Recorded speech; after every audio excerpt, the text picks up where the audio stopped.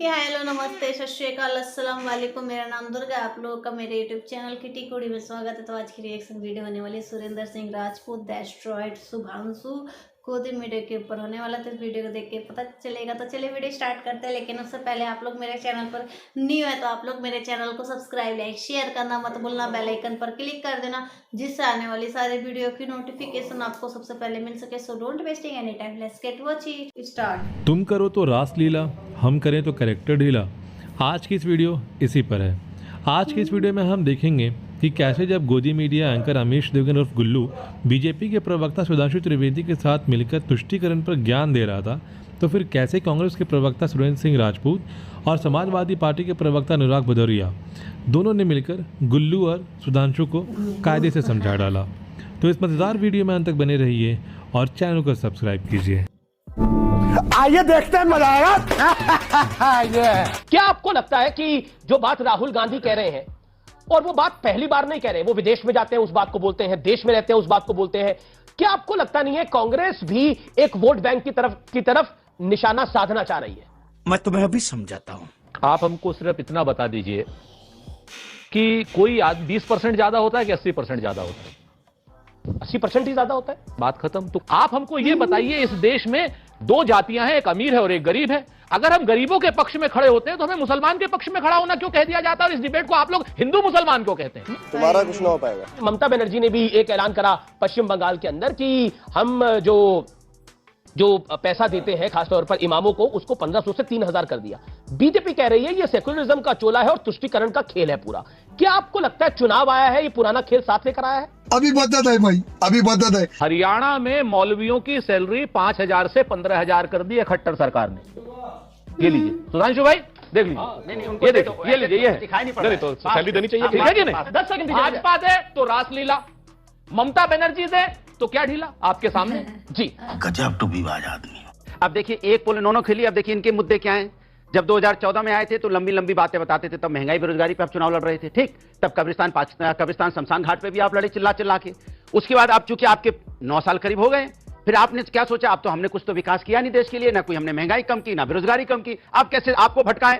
तब इन्होंने फिर नया मुद्दा उठाया, परिवारवाद, भ्रष्टाचार, तुष्टीकरण। अब देखिए, अब कैसे परिवारवाद इनका देखिए, इन्हीं का मुद्दा है, हमारा नहीं है। इन्होंने परिवारवाद का मुद्दा उठाया कि राज्य परिवारवाद देखिए, इनको जब सत्ता बनानी होती है तो चौटाला जी परिवारवाद के साथ में हरियाणा में सरकार बनाए हुए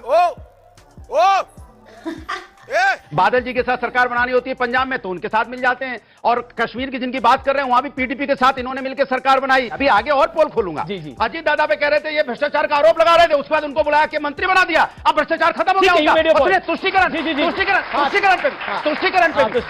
पे भी देखिए इनका तीसरा मुद्दा तुष्टीकरण। अब हरियाणा में दंगा हुआ, सरकार इनकी है, दोष किसको दे रहे हैं? हमारे ऊपर में।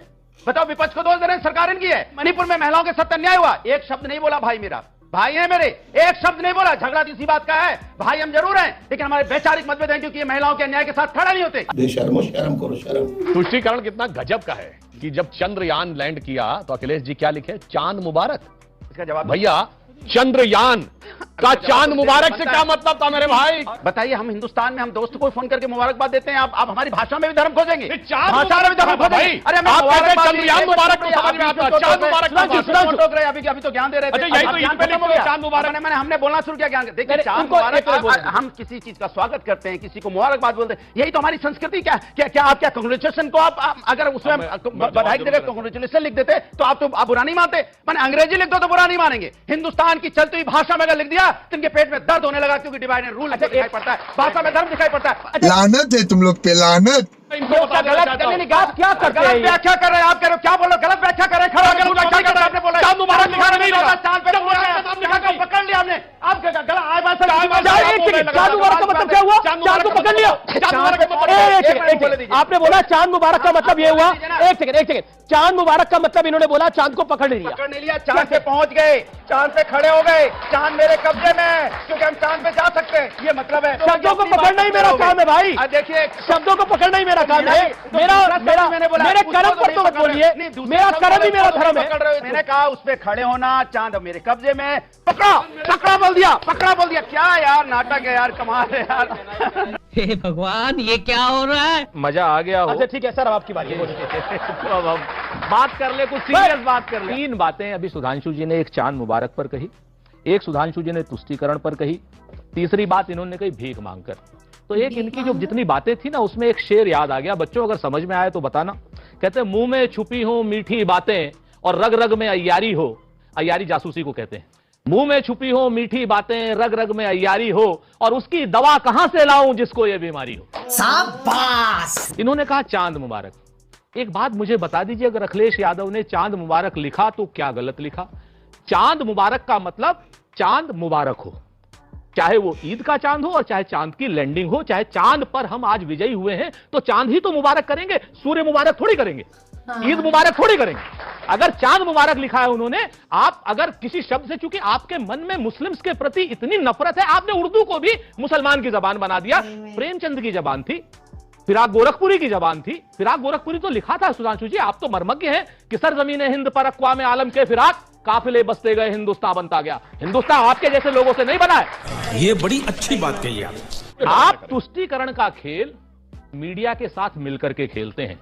जिम्मेवारी से कहता हूं, आप लोग मीडिया के साथ मिलकर के तुष्टीकरण का खेल खेलते हैं। क्यों? क्योंकि आपको महंगाई पर जवाब न देना पड़े।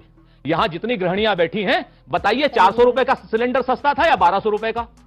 कोई बता दे भाई, 400 रुपए का सिलेंडर या 1200 रुपए का? आप मुझे बता दीजिए कि 70 रुपए का तेल जो था सरसों का, वो सस्ता था या 210 रुपए का? आप मुझे बता दीजिए कि बेरोजगारी की दर पहले ज्यादा थी या आज ज्यादा है? जी। जिन मुद्दों पर बात होनी चाहिए उन मुद्दों पर तो बात होती नहीं। बात किस पर होगी? चांद मुबारक।